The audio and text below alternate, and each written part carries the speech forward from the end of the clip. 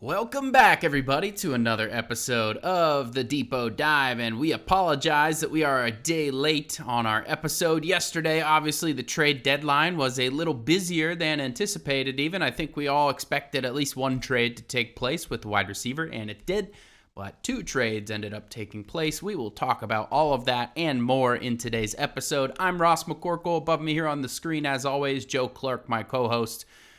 Joe, have you come up for air yet after yesterday? A little bit. Definitely a busy day, but an exciting day. It's always fun and interesting when the Steelers make a trade, especially when one of them comes a little out of left field. So a little bit feeling a little bit better today, but yeah, we'll dive right into it.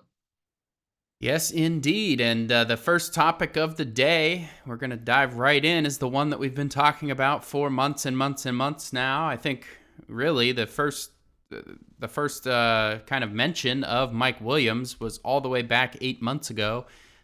Towards the start of free agency, it was reported that he was going to visit the Steelers.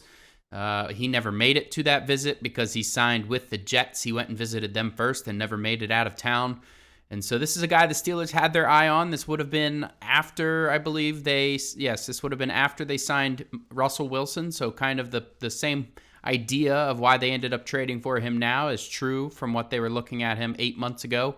And yes, they acquired Mike Williams, the wide receiver from the New York Jets, for a fifth-round draft pick. We know that fifth rounder is the lower of the two, so the Steelers hold their own fifth, and they also hold one from the Los Angeles Rams from a trade with Kevin Dotson a couple years ago. So whichever one of the two ends up being lower, so if the Steelers were to win the Super Bowl and that ends up being the 32nd pick in the fifth round, then that is the pick they would forfeit. So a little bit of protection there. Just from, if the Rams end up outperforming them, or both teams make the playoffs and the Rams make it a little further, then that pick would be the one that goes. So a fifth rounder for Mike Williams. Joe, your initial thoughts on that? Is that a little bit more than you thought they'd give up? What are your thoughts on the trade? Yeah, I did think when I saw the trade that I thought a fifth was a little bit rich, but I mean the fact that it's the lower of the two is better than if they had given up the better pick. So I mean, if Steelers they're going to be a good team this year, you figure that fifth is going to be towards the back of the round. I know you have comp picks at the end, so it won't be the very back of the round, but it'll be a lower fifth round pick. I've gone back and forth on this trade. I kind of at first I was like, and then I liked it, and now I'm back kind of like I'm a little apprehensive, I guess is the right word, but I think a fifth is a fine price to pay. Honestly, it's not any sort of huge gamble to give up that pick, so I'm not too concerned about it. But it is a little more than I thought. At least Williams was going to go for, given that it seemed he was very much on the market and that the Jets were kind of just looking to move him. I thought it would just be a late round pick swap, Williams, maybe Williams in a sixth or a fifth or something like that. The Steelers are going to get the pick back, but that's fine. I mean, I think given where they are right now, it's a risk worth taking to see if Williams can become, the player he was to start last season. So I've talked myself into the fact that I'm okay giving up a fifth. Yeah, and just looking through their recent draft history, they didn't pick in the fifth round last year. They didn't pick in the fifth round in 2023, 2022. You have to go back to 2021, the last time they picked in the fifth for Isaiah Loudermilk, and I believe they traded up for that, so they didn't even have a fifth in that draft. So the year before that, no fifth. So the Steelers do not like picking in the fifth round. They will have one of their two fifths, presumably, unless they end up trading that as well, but yeah, it's not like the fifth round is a spot that they've had that much success drafting out of. I mean, Jalen Samuels was okay. Just looking back to the last several, Jesse James. I mean, you can get contributors in the fifth, but it's not like these are usually cornerstone players. And so to be able to get a 1-year rental effectively on a receiver that can help them win now for a 6-2 team who has a chance at competing, and watched all the other AFC contenders get better around them by, trading the Chiefs for DeAndre Hopkins and the Ravens for Deontay Johnson, and missing somebody, the Bills for Amari Cooper, and I think there were some other moves that kind of improved some of these other rosters around them. They definitely needed to try to keep up in that arms race, and this is their answer. Is it the perfect answer? No. I think I went on Twitter and said this is the least exciting of the options that in my mind. But after doing a film room on him, I posted that yesterday on the site. I'm actually a lot more optimistic about this move simply because of Russell Wilson's, moonball, for lack of a better term. He is able to loft that ball up there like nobody else. Dan Orlovsky did a great job illustrating that the other week on ESPN. I think it was like 60% more airtime than Justin Fields on some of these passes. And that matters when you're talking about 50-50 pass catchers, contested catchers. And that is exactly what Mike Williams is. His production's obviously way down this year, but he still has a few pretty good 50-50 catches on his tape this year. For the film room, I only looked at this year because he's coming off that ACL. He just turned 30 years old. I didn't really want to go back and look at what he has been. I want to look at what he is now. He's probably a little better than what he showed in New York. Probably, not the type of player he was obviously earlier in his career. And so just kind of looking at what he can bring the team, it's somewhat exciting of a prospect to me to have a guy like George Pickens, who's elite at going up and getting those 50-50. People say, it's not 50-50 for Pickens, it's more of an 80-20. Well, Mike Williams is the exact same thing. I think he's in that same category, 6'4", or just shy of 6'4". I think 6'0", he measured in back before his draft. 218 pounds is what he's listed at. I'd imagine he's a little heavier than that now because that's what he was coming out of college. 33 and 3/8 inch arms. So this is a guy with a huge wingspan, a guy who can, go up there and high point balls and stuff like that. There's his first catch of the season with the Jets was, kind of an acrobatic catch, and he had to reach behind a defender's head to secure the ball and kind of mossed him. So that is an exciting prospect to be able to have two of those guys and a quarterback like Russell Wilson. It seems like the perfect kind of formula for, getting these explosive passing plays. And we've seen what that's done for the Steelers offense over the last 2 weeks with Russell Wilson in the lineup. Joe, any more thoughts on Mike Williams here? Yeah, no, I'm with you where I'm just excited to see how he looks with Russell Wilson. I think with the Jets, this is at least what I convinced myself yesterday, is that he's never really got a proper shake. Is that he had a slow ramp up getting there because recovering from that torn ACL, and so he never really developed the chemistry with Aaron Rodgers. Which you're working with Aaron Rodgers, you really need the chemistry with him. He's got his favorites, and then after he messed up the route at the end of the Bills game and the trade for Devontae Adams, he was done. So I feel like the slow ramp up and not having, a full training camp and ability to work with Rodgers after, he was their marquee free agent wide receiver addition. It was going to be him and Garrett Wilson, and things just never worked out. So I think maybe now in Pittsburgh, he's going to get more opportunities. Like you said, with Wilson's deep ball and his ability to win jump balls. I think it could be one that, it's a really solid signing, really solid acquisition. My fear is that, the knee injury is why he hasn't looked as good, this season, hasn't got the opportunities, because 3 games last season with the Chargers, he was fantastic. I mean, 19 catches, 249 yards and a touchdown in 3 games. He tore his ACL late in that 3rd game, and that was it for his season.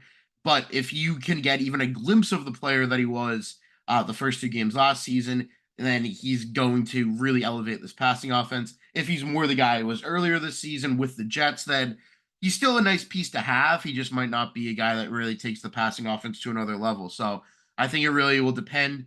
And I think even Rodgers said yesterday he was kind of that Williams was just getting back to full speed recently with that knee.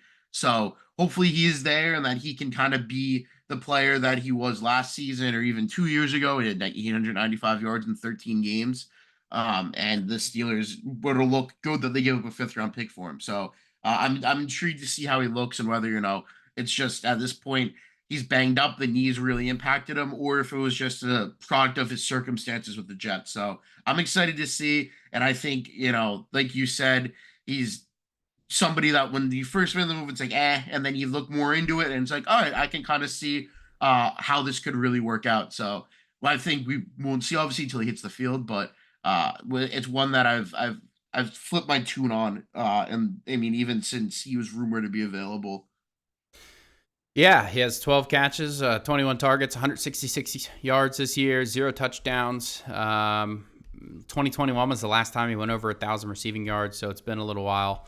He's had, injury concerns the last few years, so definitely, it's not going to probably not going to improve the offense in a huge way, but I do believe that he can, a couple of these big plays here and there really can help. We've seen that already with Russell Wilson, so I think it can continue on that trend. He has had 2 interceptions when targeted this year. You mentioned that one against the Bills. I think there was another one against maybe it was the Broncos. I can't quite remember. But yeah, 2 interceptions when targeted, and so I guess we'll see what happens there. But if he's being targeted on these deep ones, I think one of them he didn't get his head around and didn't look, and it just kind of fell into, I think it was, who was it? It was Stephon Gilmore who intercepted that one. So the other one. So just kind of fell into his lap, and because he didn't get his head around in time. And so maybe that's something to keep an eye on if Russell Wilson's putting these big loft balls up and, Williams isn't getting his head around and it's just kind of being intercepted. Not a huge concern at the moment, but it is something to keep in mind. Moving on to Preston Smith, the other kind of more surprising trade.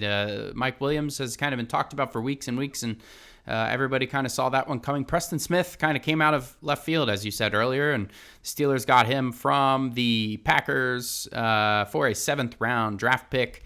I don't know which 7th round that is. I think the Steelers have multiple 7th rounders. Do you know which one that is, Joe? I think it's their own 7th round pick because the post on the transaction sheet yesterday didn't have I think it would have said via so and so, and it just said 7th round pick. So I think the Steelers are giving up their own 7th round pick. Okay, so no conditions or whatever on that one. So, again, probably a late 7th rounder, obviously before the comp picks, but, basically getting him for nothing other than his salary, which, he does carry a little bit of a salary, but I think the Steelers can pretty much get out of his salary for the next couple of years. How many years is he under contract? Is it through 2026? It's through 2026, and 2027 is a void year, but I don't think there's any guaranteed money beyond this year. Right. So they can get out of that pretty easily, obviously, and I'd imagine they probably will, or they can restructure or, kind of do a new contract to if he really wants to stay in Pittsburgh. We'll see what that looks like. He's he's been in the league for quite a while. This is a guy that's experienced. He's been around the block. Who was it? Ramon Foster said Mike Tomlin used to give very detailed notes on Preston Smith when they would play him back in the day when he was with the Commanders, the team that drafted him. And so this is a guy that Tomlin has kind of had respect for a long time. 6'5", 265 pounds is what he's listed at. Again, he probably is a little bit heavier than 265 at the moment, I would imagine. 34-inch arms, so, the nice long arms that the Steelers like along the defensive line. He's probably going to be more of an edge guy for them, but he's going to fill that kind of DeMarvin Leal role where he's an oversized defensive end, kind of outside linebacker, can play a little bit of everywhere if they need him type of player. And so, Joe, your thoughts on Preston Smith? Yeah, I honestly thought this was a really, really good pickup, an underrated one, and he won't play a ton. I think he'll be behind Nick Herbig. When Nick Herbig returns, obviously he's going to be behind T.J. Watt and Alex Highsmith. But I mean, this is a guy that he's been super productive throughout his NFL career, and he's also been super durable. He's only missed, I believe, 1 game in his career due to injury in the 2021 season. And he's coming off, he had 9 sacks that year, 8 sacks 2022, 8 sacks in 2023. This year, he's been playing more in the D line. And Jeff Hafley, the Packers' new defense coordinator, runs like an attacking 4-3, which just isn't a good scheme fit for Smith. And his snaps have decreased. I think he went from playing like over 60% of the snaps in the Packers Week 1 game to like 37% of the snaps in their most recent game against the Detroit Lions. So somebody who's kind of fallen out of favor a little bit as the Packers, look to get younger, get guys that are better scheme fits on the field more. But in Pittsburgh, he's perfect for, he can play outside linebacker. He can provide depth as somebody who's healthy. He can set, he somebody you can rely on throughout late in the season, given his history of health. Of course, given the Steelers' luck, he'll suffer like the first like major injury of his career in his first game. But he can set the edge well against the run. Just all around, just like a pretty solid player. I mean, yeah, he's getting older. And he's been a little bit less productive this season, but I think he's like perfect depth. And this is the type of move that teams that, have playoff aspirations and teams that want to win the playoffs and want to make it to the Super Bowl. This is the move they make. Smith could, just be a bit piece for them. But if somebody gets hurt, we saw TJ Watt got hurt week 18 last year, missed the playoff game. You have, a veteran who's proven that he can be a 12 sack guy at the NFL level, ready made to step in and help out and make an impact. So I think it was a really underrated depth move, and especially just for a seventh. I know the contract probably played into that somewhat, but I really thought this was just good business by Omar Khan. Take advantage of an asset that wasn't fitting in his current location, but still has something to offer, and bring him somewhere where he's going to be more of a fit and can and maybe end up being a big contributor. Obviously, hope there's no injuries or anything that would make thrust Smith into like a big role, but even as a part-time guy, and we look at the Steelers schedule, all these divisional games in the second half. You want to rest TJ Watt and Alex Highsmith as much as possible, keep them fresh for the playoffs. And so you have somebody like Smith who can rotate in, and you probably trust a little bit more than Jeremiah Moon. So I really liked this. I didn't expect it. I thought the Steelers were just going to add a receiver and call it a day, but really, really thought this was a smart, good football move. Yeah, I mean, if we're talking about, at best, like 7 to 10 snaps a game, and that would be if they really want to get him involved kind of in the run stuffing, just because he's a little bit bigger of a body. The Steelers play a lot of good rushing offenses the rest of the year. They've got the Commanders coming up. They obviously have the Ravens twice. They've got the Browns with, Nick Chubb is kind of working back into full form, so I anticipate that being a strength of theirs. Who else? The Eagles are obviously in that conversation with Barkley and Hurts. And so a lot of good rushing attacks, and, Preston Smith's a big body that they could put out on that edge, set the edge. And, Nick Herbig, I think, has improved in that area. But if Highsmith or Watt were to go down, it would make, I think, more sense to put Preston Smith in at the edge just to help with the run. The Steelers have kind of been a little bit flimsy against the run. At least they were last week 2 weeks ago against the Giants. They allowed Tyrone Tracy to go off on them. And so, yeah, it's never a bad idea to kind of double down at that and try and get a little better and at the margins of the team. I think Dominic Foxworth this morning on ESPN said it best. He said, championship teams are not teams that are above average in every area. They're teams that kind of double down and are overpowering in certain areas. And so he was saying the Steelers now have a clear kind of identity. They want to win the deep ball, 50-50 balls on offense. They want to be explosive in that area, and then they want to dominate on defense, and they're kind of doubling down on an already really good defensive line and making that even stronger, making it more protected from injury, and just kind of having that insurance. So I like it all around. If I had to give it a grade on each, Mike Williams maybe like a B-, and Preston Smith maybe like either a B+ or an A- in my mind is what I'm thinking. Joe, do you have any just knee-jerk grades there? Yeah, I would go. I think I would agree. I'd go B- or B for Mike Williams, and I think I would honestly go. I would go a hard A- for Preston Smith. I think that's a move that could just, even if it doesn't pay major dividends, it's just the fact that you have a guy that you can rely on there. It matters a lot to me. So that's a move I'm actually really high on. Williams, I think B- just because I don't love the idea of giving him a fifth still, but I am excited to see what he can do, and I think he could be a much better player than he showed in New York. Fair enough. And poor Preston Smith, actually both players are going to, as long as they stay healthy, play in 18 regular season games. They're getting a little bit of a taste of that Roger Goodell extended season stuff a little bit ahead of time. Maybe they can give a good informed opinion on how that feels on the body, because Preston Smith, this was supposed to be his bye week. So who knows? Maybe he was, he might have been on a plane somewhere to vacation with his family or whatever when he heard of this trade, and now he's right back. I think I saw he's already in Pittsburgh today, and so his vacation is over. He has no vacation. And Mike Williams, I think his bye week's supposed to be in a couple weeks. He will not obviously get that. The Steelers already had their bye. So 18 game seasons for both of those guys. Nice long slog for them.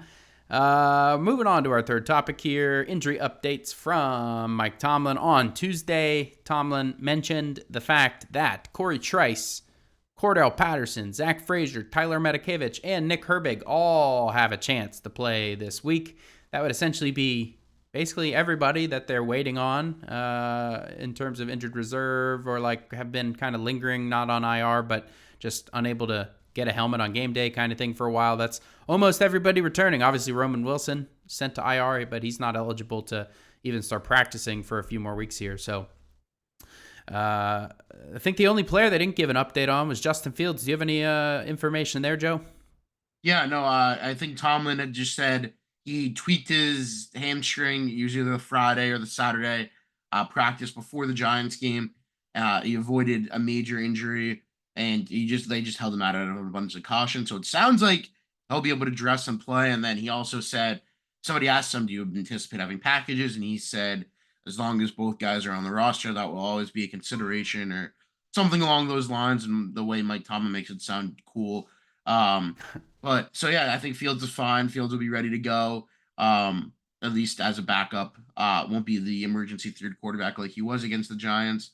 And that's obviously good for the Steelers because as we saw against the Giants, they had some struggles in the red zone where if you had Justin Fields, maybe his legs could, give you that other element and help you punch some balls in from, the 5, 6, 7 yard line, like he did earlier this season. But we'll see how the team uses them. It'll be a fun experiment if they do use the packages, and it would be a good time against a good Commanders team on Sunday. Yeah, I mean, if you get in another situation where you have your third or fourth or fifth or whatever trip into the red zone like the Steelers did against the Giants and they aren't coming up with points, absolutely get Fields in there and see if he can shake things up. He proved to be pretty good with his legs in that area, and so I am also in favor of that. We will see because Tomlin didn't give a huge update on Fields, so we'll see when the practice reports start to come out how that is looking. Those should start to come out today, so we'll have more information on what the Steelers are looking like, what the Commanders are looking like. The Commanders also made a pretty big trade. They got Marshawn Lattimore.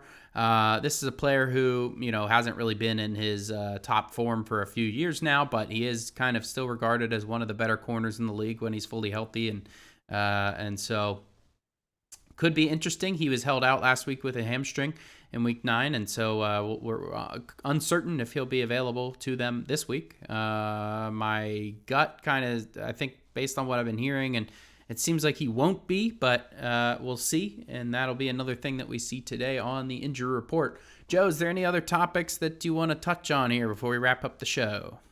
Yeah, no, just that Lattimore trade was, I think, the biggest trade of deadline day, and the Commanders got a lot of momentum and the positive vibes in that city. I think this is probably going to be Pittsburgh's toughest test of the season. It's a game. I think it's also very winnable. Commanders are not good against the run, so the Steelers can kind of take advantage of that with Najee Harris. And I would not be surprised to see him go over 100 yards for the 4th straight week. So just want to get that out there. I do think we could see a big Najee game on Sunday. Yeah, no, I can get behind that for sure. And I think it's obviously going to depend or matter how the Steelers look in a win or a loss against the Commanders. But if they win, this is people are going to be very sky high kind of aspirations for this team going into the gauntlet with the division games and all that. If they lose and they don't look so good, it's going to obviously it's going to look a little bit different. So a big game for the Steelers, a big litmus test probably for both teams. Both teams are probably looking at this game the same way. This is taking place in Washington. So there's that kind of small advantage for the Commanders there. I'm sure there'll be a fairly decent turnout of Steelers fans, but I think that fan base is pretty energized right now. So I wouldn't expect a takeover or anything like that. They have a pretty good, strong historical fan base that kind of has been dormant for some years as they've been pretty bad. But that is no longer the case, and that is all for today's episode. Thank you guys for joining us, and thank you guys for understanding that our episode was a day late. We will be going back to Tuesday starting next week, and I am Ross, that is Joe, and we will catch you guys next week.